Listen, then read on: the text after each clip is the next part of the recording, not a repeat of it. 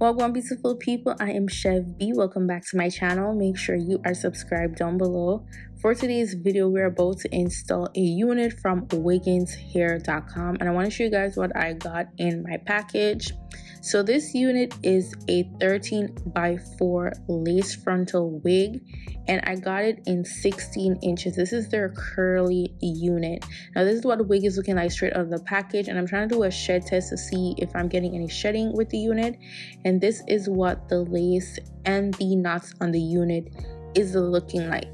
Now it does look pre-plucked, and the knots are fairly invisible for the most part. It also comes with a band on the inside. It isn't detachable, so if you want to do any type of adjustment, you probably won't use the band or probably cut it out. Now I feel like I wanted to bleach the knots just a little bit, just so it looks a little bit more natural and effortless. I was still seeing the black dots on the knots like too much, so I haven't bleached a unit, like the knots on a unit, in a minute.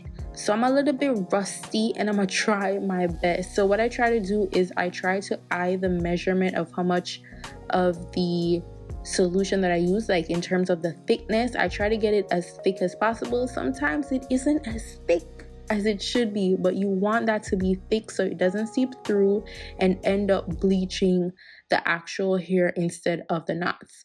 So I only left that on for about 10 minutes tops, because this hair, it took to bleaching really well. So if it is that you want to bleach the hair to a different color, it takes color really well. So it was going a little bit too fast for my liking, so I had to wash that baby off before I got my roots over bleached. Now what I love about bleaching the knots, or I forgot what I loved about it, it was that it makes plucking so much easier. But you want to be careful. You don't want to over pluck and then you start to get shedding in the front of the hair, because the hair is so loose because of that. So you don't want to leave the bleach on too long, and you don't want to get too heavy handed with the plucking. So I'm just molding the wig how I want it. I want to make sure that my part is nice and clean.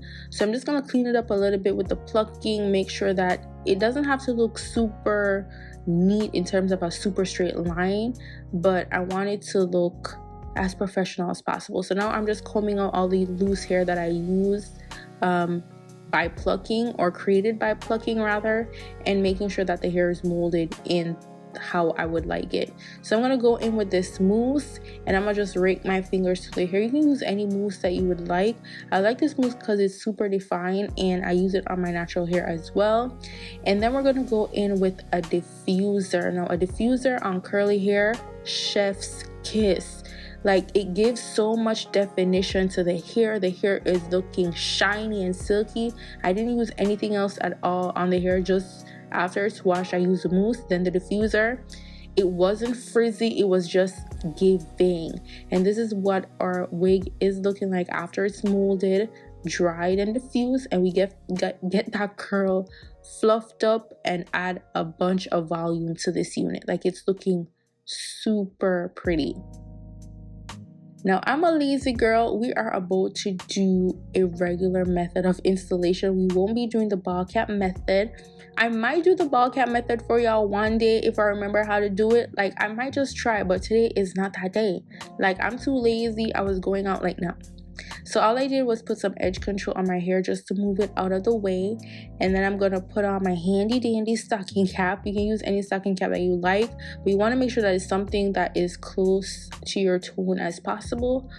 And I'm going to go in with some bronzing powder on the inside, since I'm already wearing makeup and I did bronze my forehead. So I want to make sure that it actually matches the lace on this unit, so I don't get any crazy line or flashback when I take a picture, or look, you know, like very obvious in person. So we're just gonna slap that baby on and try to align the wig with my hairline so that we can see how we are about to melt it.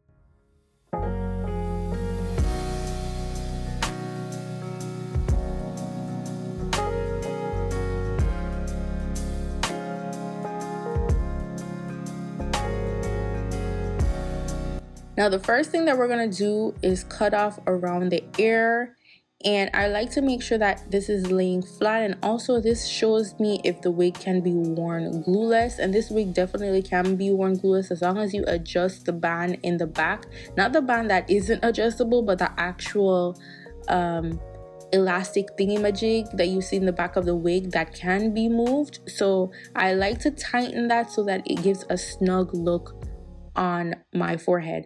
Also, I'm going to be doing some extra plucking in the front because I will be removing a little bit of this hair when I cut the lace, because of how my hair lining is. Like the sides of like where my brows are a little bit further down close to my brow, and then the middle is a little back. That's just how my face is shaped, so I don't want my wig to look like a widow's peak because it changes the feature of my face, and also it doesn't make me feel comfortable to look like, you know, my features are changed because I'm wearing a wig.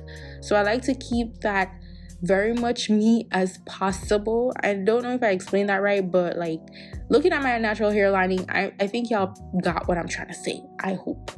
So what I'm going to do is spray my EBIN spray, and then I pull the wig down and then go in with the blow dryer to melt that down. And this wig melted so nicely. It was like an effortless melt. It was super easy and quick, and it was just doing the damn thing.